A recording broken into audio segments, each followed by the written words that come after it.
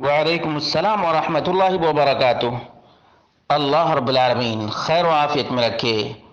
سوال یہ تھا کہ گھر کے واش روم میں وضو بناتے وقت بسم اللہ بول سکتے ہیں یا نہیں بول سکتے ہیں؟ اس کا جواب یہ ہے کہ بالکل بول سکتے ہیں۔ جس نے منع کیا ہے اس کو سمجھنے میں دشواری ہوئی ہے، ورنہ تو شرعاً بالکل جائز ہے۔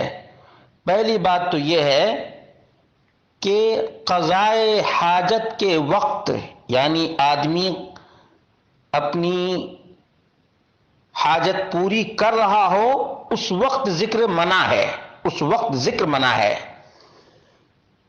لیکن واش روم میں ذکر منع نہیں ہے۔ واش روم میں ذکر منع نہیں ہے، فرق یاد رکھیے گا۔ اس سلسلے میں علی ابن ابی طالب رضی اللہ عنہ سے مروی ہے ان رسول اللہ صلی اللہ علیہ وسلم قال ستر ما بین اعین الجن وعورات بنی آدم اذا دخل احدهم الخلاء ان یقول بسم اللہ۔ جنوں کی آنکھیں اور آدم کے سطر کی جگہ کے درمیان پردہ بسم اللہ ہے جب بیت الخلاء میں یا قضائے حاجت کے لیے داخل ہو۔ دیکھا، ستر ما بین اعین الجن وعورات بنی آدم اذا دخل احدهم الخلاء ان یقول بسم اللہ۔ بسم اللہ کہہ کر کے جو داخل ہوتا ہے بیت الخلاء میں، واش روم میں، وہ اپنی شرمگاہ کو جن سے بالکل ہی محفوظ کر لیتا ہے۔ جن انسان کی شرمگاہ کو نہیں دیکھ سکتا ہے۔ اور یہ روایت ترمذی میں 606 نمبر ہے، ابن ماجہ میں 297 نمبر کی روایت ہے، اور اسی طرح سے انس بن مالک، عبداللہ بن مسعود، ابو سعید الخدری، معاویہ بن حیدہ رضی اللہ عنہم سے مروی ہے۔ اس روایت کو امام مغلطائی نے صحیح قرار دیا ہے۔ شیخ ناصر الدین الالبانی نے بھی ارواء الغلیل میں 50 نمبر روایت پر صحیح قرار دیا ہے۔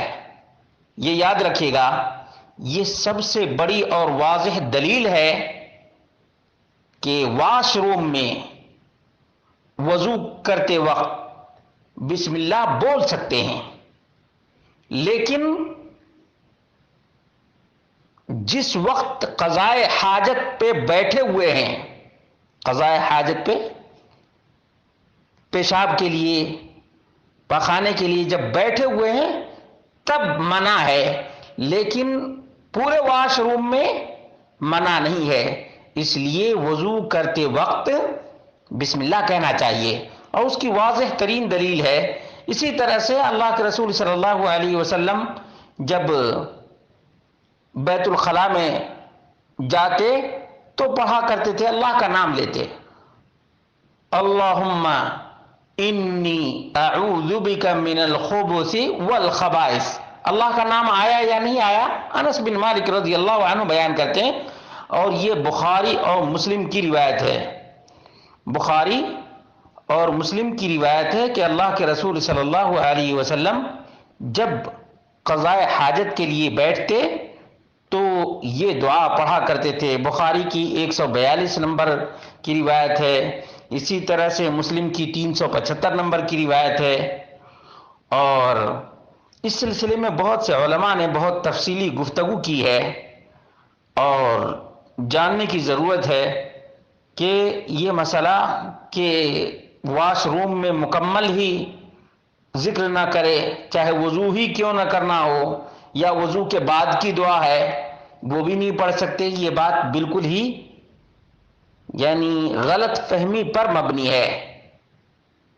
غلط فہمی یہ ہوئی کہ قضائے حاجت کے لیے بیٹھنے کو واش روم پورے پر قیاس کیا گیا ہے، جو غلط ہے، جو غلط ہے۔ اللہ رب العالمین سے دعا کرتے ہیں کہ اللہ رب العالمین ہم سب کو فہم سلیم عطا فرمائے اور بغیر علم کے کوئی بات بولنے سے اپنی زبان کو کنٹرول کرنے کی توفیق عطا فرمائے، ورنہ بغیر علم کے اپنی قیاس آرائی سے کوئی بات کرتا ہے تو اسی قسم کی غلطیاں ہوتی ہیں۔